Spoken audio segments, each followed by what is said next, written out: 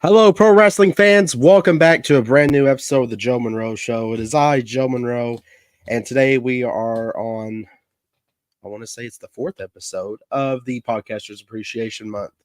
But before we get and introduce our guest, let me go ahead and announce some sponsors here. First sponsor, as always, we have Phenomenal Finds ATL. If you're looking for anything retro, from The Simpsons to professional wrestling to t-shirts, hats, check out phenomenalfindsatl.com. Also want to thank TCW and UCW for being partners with us and bringing back professional wrestling as it should be in the state of Kentucky. And also Les Murphy Painting. If you have any trouble with painting needs, whether it be inside, outside, no matter what the case is, contact Les Murphy at 734-334-3702. And as always, here at the Joe Monroe Show, we want to always hate on Wilson the Walrus. So don't forget about all the hatred for that. But we're not here to talk about Wilson, thank the Lord. We're actually here to talk about a good friend of mine. People from TCW and UCW may remember him as a referee, and a lot of people who are out there that watch his show know him as Purple Stripes. Ladies and gentlemen, I am talking about none other than my good friend Dustin James. Dustin, welcome to the show, my friend. How's it going, Joe? Pretty good, brother. I'm still a little wore out from Saturday, and I say you probably are too. Yeah, you got that right. Man. But, I appreciate you coming on here. Not many people know you have a show, and I'm happy we get to share that today. So if you want to, here in a little bit, let me go ahead and we'll get you spotlighted here, and we'll get to talking about your show. So go ahead and tell us when you started this show, man.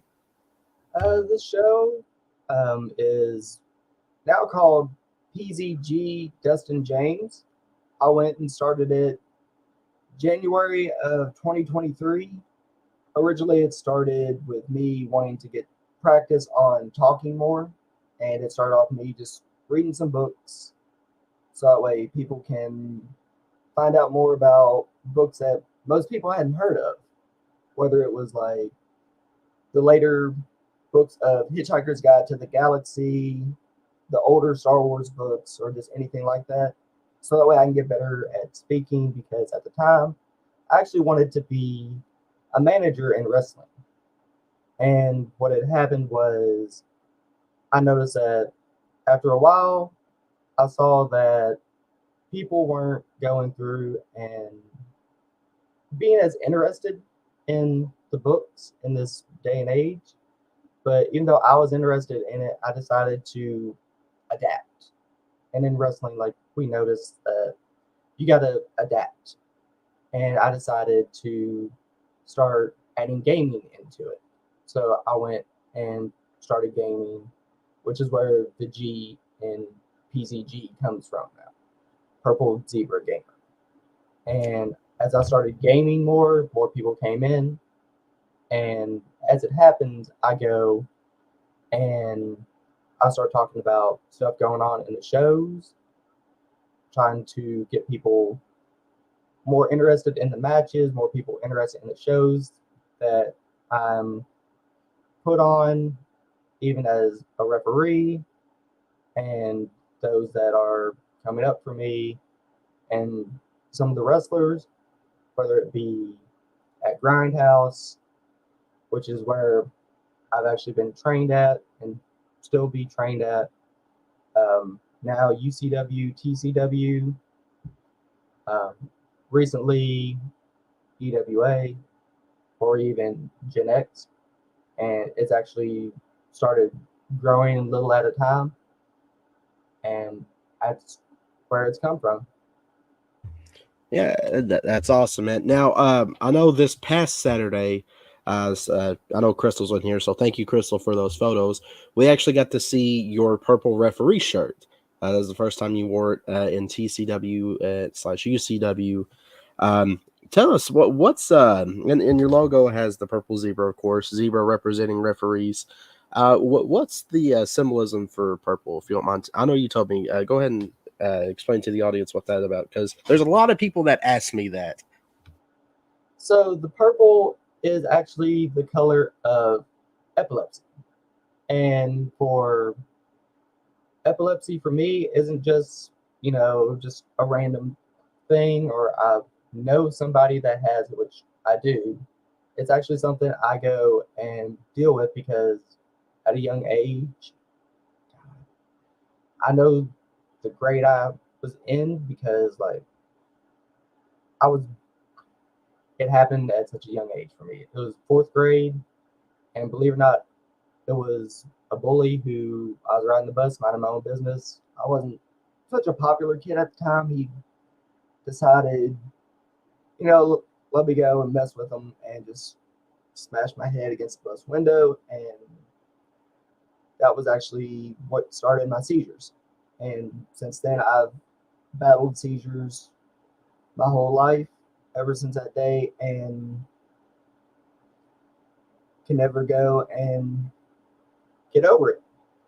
So what happened is because of somebody wanting to be, a jerk, I'm not able to drive.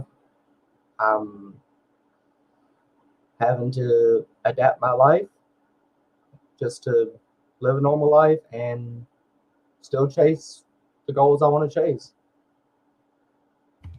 That's awesome, brothers. So I know a lot of people who are used to the show usually see that the borders and everything are green because I'm Irish. I mean, come on. But for you today, I decided to do purple because I know how much that meant to you, and we're good friends. So that's why I did it, and you just gave a good background on it. So thank you for that, my friend. But let's get down to brass tacks. Why did you decide professional wrestling? I mean, I know you said you cover it for the show because you're referee. So what made you want to get into the business and cover it? Um, I've been a fan of wrestling for as long as I can actually remember.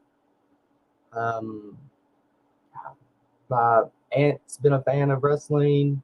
My mom's been a fan of wrestling. Used to take me to OVW back in the days when OVW was still um, very affiliated with WWE in the sense of not only did they train um, WWE superstars, they would actually bring in like Undertaker and Kane for shows and stuff like that and do those kinds of shows. So we were able to go and meet some of these superstars and everything. And that was something that was really cool with me.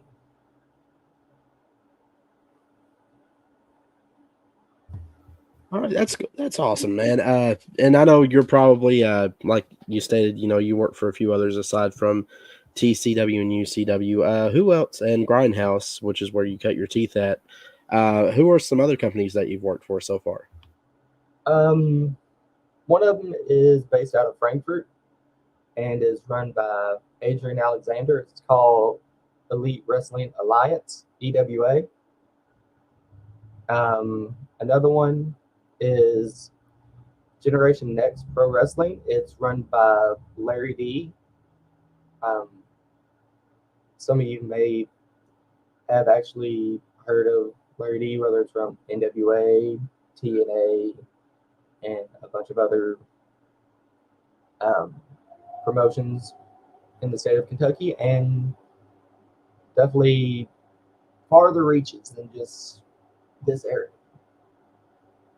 And before he um, announced his retirement, I actually had the privilege of refereeing his last match at Grindhouse. And that's something that I actually hold very near and dear to my heart, was the fact that out of everybody that could have refereed that match, I was actually the one that was able to do it. And in wrestling, that is truly an honor. So that's pretty cool. Um, Now, you said we know why you got into wrestling. So who kind of was a bit of an inspiration for you to kind of give you that extra push to be like, hey, I think I can do this, even though I have this thing that's stopping me from driving and everything. What was that big motivation for you to keep pressing on? For me, it was on the personal level. It was my parents, both of them. My mom, she has dealt with seizures quite a bit, and my dad, he's been strict at times, but at the same time, he has been very helpful with me when he knows I'm really devoted to stuff. So he's definitely helped me out. And as I've gotten older, I have met quite a few people that have, you know, had my back and stuff like that, especially in tough situations. I needed a little more of a push to get me out of, you know, like depressions because the seizures have been so bad. And one of them actually is a wrestler. One you may know very well, Joe, by the name of Brandon Wolf. I went and was going through a really bad depression because my seizures were going on like every week for about a month or two, which was a lot more frequent than they were. And I wasn't wanting to go to work. I wasn't wanting to do anything because I was on the verge of just giving up. And then finally one day, just I decided I want to get back into wrestling, like focus on something. And the first person I turned to was Brandon Wolf because I met him at an OVW event. And instead of just turning away from me because, at the time I was still just a fan, he decided, to help me because I was wanting to be a writer. He decides, to help me out and, work with me and basically not just be a jerk like a bunch of other people could possibly have been. And I could not have thanked him enough for that because of the fact that if he didn't, and he would have been like so many other people could have done, I honestly don't know where I could be right now. Yeah, Brandon Wolf, he is he's a good friend of mine personally, and a good friend of the Joe Monroe Show. So that's awesome. That just tells you what type of person Brandon is. He is a down to earth person and is willing to help out anybody. Um, and that's really cool because you got a point. It is kind of tough in the business, especially starting out because you never know how people's going to react, or some of the vets can be a little cruel. Not always though, or they just don't see you having kind of like that credibility in a way, which credibility in this sport does go a long way. So that's awesome that Brandon, who is an established talent, was able to help you out, kind of get take up for you, like, hey, this is my friend. He's wanting to get into it, and I'm going to stick up for him. So that's really really cool. Um, but let's talk about some of your favorite matches that you've ref so far. It don't have to be TCW or UCW. And I know you mentioned Larry D's last match. Anyone, anything aside from that you can think of off the top of your head, or that you're like, hey, I'll remember this forever. That comes to kind of like that standard. Um, there's a couple just off the top of my head that stick out to me. One, for the reason of the fact that it was just my first match with, I guess, an established name, I could say. It was Jake Crisp versus Clayton Cannon. And that was the time that I went and, like, I pour everything I have into the ring every night when I go out there for every show I'm booked on, because the way I look at it is, if you don't leave it all in the ring and you don't go home tired, you held something back. And if you're not leaving it all out there, then why should you want to do this? Like, that's the way I look at it, especially for somebody that isn't having or isn't able to drive themselves home because of a condition. Then you should try to make up for that some way, somehow. And by repping the Jake Chris match, that made me push myself even past the limits I already had. And it was until the Larry D match, which was another 7 months later. That was my absolute best match I had. Another match was one that on my personal page, I have the picture of the match just because of what had happened the day before. And it was me personally testing myself to make sure that I can do this. It was for a fair show with TCW and UCW, Brandon Wolf versus Reverend Ronnie Roberts.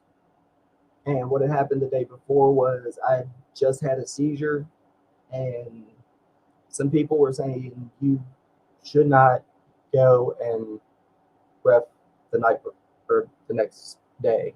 And I told them I have to do this because I don't see these seizures going away anytime soon. Like, there will be seizures in the future. There will be times that I will have a seizure and a show the next day. Is like, I have to know, can I do this if I'm asked? Like, will you be okay? And if I can't do it with somebody that I consider one of my most trusted friends and the person that trained me, is there anybody else I can say I could be in the ring with ever?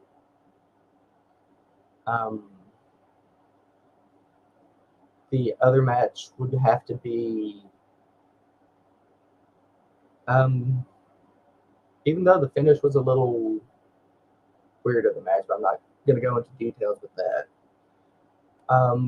What it did for me as a referee, because of the months leading up to it, would be Adrian Alexander and Marty Clay in, I'm not sure if it was August or September. It was last year in Monticello, Kentucky. And what it was just the crowd just wasn't really accepting me, just being all right, doing my job and everything like that. But Ferguson, Kentucky was really okay accepting me. And I was doing more flexibility stuff with how I work in Ferguson. I was getting booed just by walking out in Monticello. And I noticed that. It was like, the crowd here in Monticello just does not like how I work here. So it's like, I'm going to try one last time. And what it was is like, I believe everything I got out here is like, if this doesn't work, I don't know what it will take for them to say that, okay, he can ref, he can do this, and we respect what he's doing. And in that match, like, there's some stuff between me and Adrian that went on, and the crowd went from booing me the whole way through to they flipped, and that was the match. From now, I went from just doing my job to now I've started being more authoritative in Monticello. I've become, the word I use is mouthy with heels that are breaking the rules right in front of me. Like, I won't do it like outright. Like there is a certain switch that has to be flipped in order for me to just snap on and start doing that. But like I'll give them like everybody like a little bit of leeway, but there does come a time when it's like, all right, look, you gotta listen, and now it's like it cranks up past that volume that I'm normally doing, and it actually means something. Wow, that was a long list. Sorry. No, you're good, brother. You're good. I was like, okay, wow, you do got a list of favorites. But yeah, man, I mean, acceptance, especially with the crowd, it is pretty hard.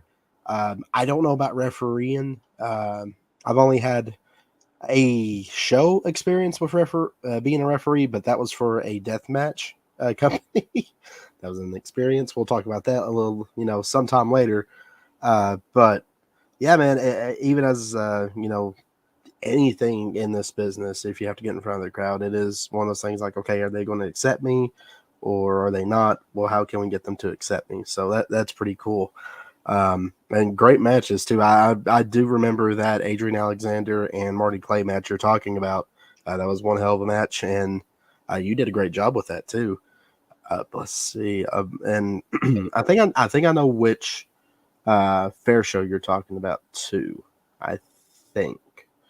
I can't remember the date, but I think I know what you're talking about. And they said you did an awesome job with that. So kudos for you on you for doing great, because you do, man. You do a great job. I know we had a little bit of something happening on a show, and you looked down, and I was like, hey, man, don't worry about it. It's wrestling. Take it as a learning experience. You'll be fine. And you did. You grew from it, and you've probably one of the hardest working referees in the state. I do put that on Jonathan Barnes, who's also a good friend of mine, but you're catching up to. The way I look at it is like it's kind of hard to be the hardest working ref in a state that also has Daniel Spencer in the same state. That is true. That is true. It's like, look, if I'm getting some, learning stuff from Daniel Spencer, it's like I'm doing okay. Right. But yeah, brother, like you do an excellent job.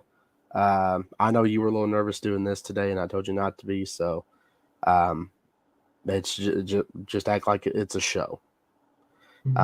Because you are a little nervous even before shows. But we all get those jitters. I still get them even doing what I'm doing now instead of wrestling. Party Man Cam's in the house, y'all. He said thank you for refereeing his match this past Saturday. You're welcome. Against that sneaky little Tyler Lee deputy. I'm kidding. No, I'm not. No, he's sneaky as heck. But yeah, brother, you I would say you're probably definitely up there getting close to top tier when it comes to ref. And you're definitely putting in the work, you're putting in the grind. Even with what seems like obstacles in your way, you're able to jump over those obstacles and succeed in what you're doing. So kudos on you for doing that. And that just shows you're willing to put in the work effort. And that's what you need in this sport. You need need to have a good work ethic. And that I 100% know that you do. Just not only with the stories that you're saying, but from what I have experienced working with you. Now, what is we were serious for a moment. Let's get a little goofy. All right. What's the most fun? I know me and you have had some fun times the past few months since I started commentating and being Oh boy. what would you say? They don't have to be TCW, UCW. What's the most fun that you've had, or something kind of a little comedic that's happened to you? Oh boy. Most fun I've had. Yeah. There have been a lot of fun things I've done, and some of it would be fun in the sense of like I've done it, and some of it would be fun in the sense that I've seen it and it's kind of hard to forget it. Yeah, I mean, go ahead with both if you want to. One would be pretty obvious because it's something that we pick on him about quite a bit. I know where you're going. I think Ferguson, Kentucky. Oh God, what was it? A couple months ago, maybe. Just want to say, Mr. Ethan Heyer. Oh. All I had to say was the name and the city. You knew exactly where I was going. For those that didn't know, Oh man. Mr. Ethan Heyer, Mr. Larger Than Life, is coming out for his entrance.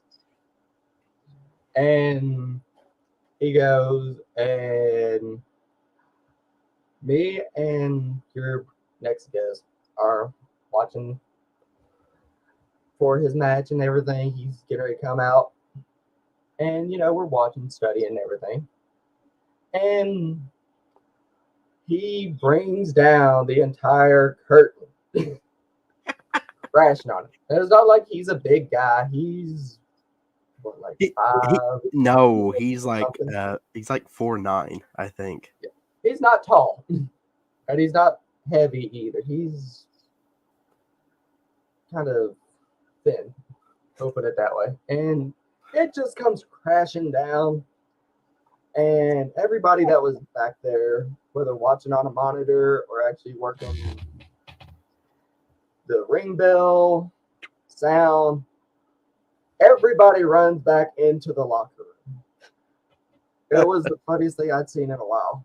You know, I don't think I've ever seen Brandon T. Wilson run that fast in my life. Right? That's why I was like, that was funny. That was funny. Oh man. And Ethan hasn't been back since, the poor guy. I know, it's sad. It wasn't because of that. He's just been busy doing other things. But people say it was because of that. Yeah, it was. He'll probably give him a story for it. But no, go break something else. So what's the most fun you've had during a match? Most fun I've had during a match.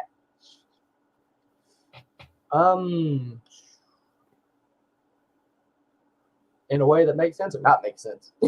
It don't matter. I mean, whatever first comes to mind, or that you're like, hey, that was pretty fun. For me, fun is kind of weird because like I'm always trying to like make sure I'm doing a good job and everything like that. It's like for me, fun is accomplishment, and for me, the biggest form of accomplishment type fun is when I did my first dog collar match for Gen X. And that was back in January. And that was between Jake Torrance and Kellen Craven. And I had Iron Ref the whole show, did a last man standing match, and it was just me the whole show, obviously. And I still had dog collar match to go. Dog collar match happened. I had the gloves and everything just in case somebody got busted open like you're supposed to do. And dog collar match went awesome.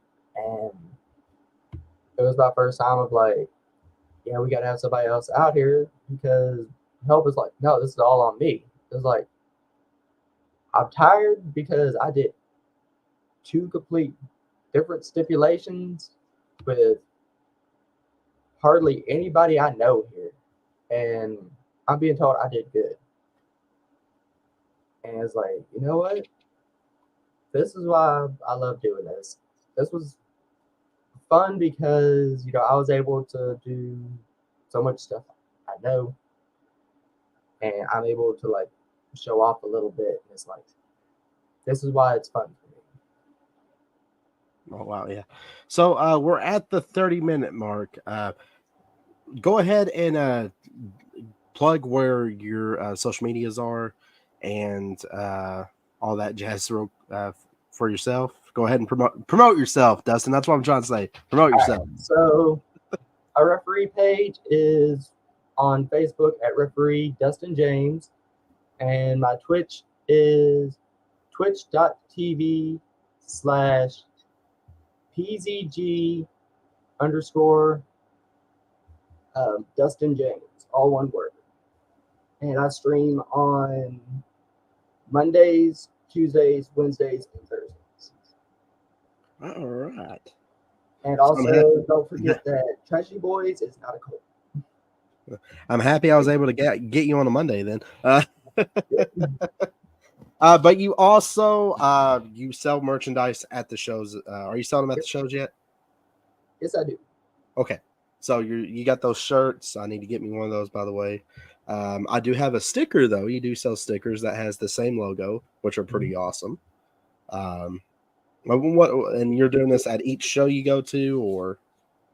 I just wrapped up pre-orders for the shirts, so the orders will be getting shipped out from Deathmatch Worldwide as soon as I finally get the money sent out to them real soon. So on Thursday, the money is getting sent to them as soon as everything gets finalized. I got the total needed, so everything's getting finished up there. And then real soon after that, anybody who's pre-ordered a shirt is going to get theirs ASAP after that. And then the leftover shirts, whether it be medium, large, extra large, because I made sure to get extras, will be at the shows. Okay, awesome, man, awesome. I'm happy that you're trying to promote yourself. Basically, have your own brand, which I think your logo's more badass than mine. So that's just me personally. That's thanks to Crystal, and that's thanks to CJ. Because Crystal was the one that did the original pose, and CJ is the one that brought it to this. Yeah, I remember when she did that pose. Was that during Monticello photo shoot? Originally it was, or was it Ferguson? Okay. And then we touched up on it in Monticello. I think it was either one of them, because me and you did photo shoots the same day in Ferguson, and then you did some more for Monticello. All right. Hang on. We got some comments here. Friends of the Squared Circle, good friends of mine. Dustin, we would love to get you on, and Joe, come on too. You know what? I would love just for Dustin to get on. So get in contact with Friends of the Squared Circle. They're good guys, good friends of mine, great supporters. Party Man Cam asked me to call him a weirdo. Cam, you are really freaking weird in and out of the ring. So there you go. All right.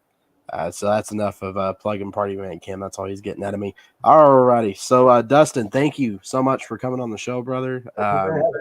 Great stories. Hopefully a lot of people get to know you a little bit more. And if you ever want to see either myself or definitely see Dustin, go check out any shows that he's at. He's always promoting shows everywhere he goes, especially for TCW and UCW, which we'll be back. Are you going to be in Monticello on the 20th? I will be in Monticello on the 20th. Okay, perfect. I got Parkgate. Okay, perfect. So you'll catch us both on Monticello April the 20th. That's not this coming Saturday, but the next Saturday. And we'll be back for great pro wrestling action. But as always, pro wrestling fans, I want to say thank you for tuning in. Thank you for showing love and support to Dustin here. Good friend of mine, great supporter of the show, one of the original followers of the show, if I may add. And I always want to say stay safe, have a great night, and always, always, always support professional wrestling. Take care, everybody. Have a good one.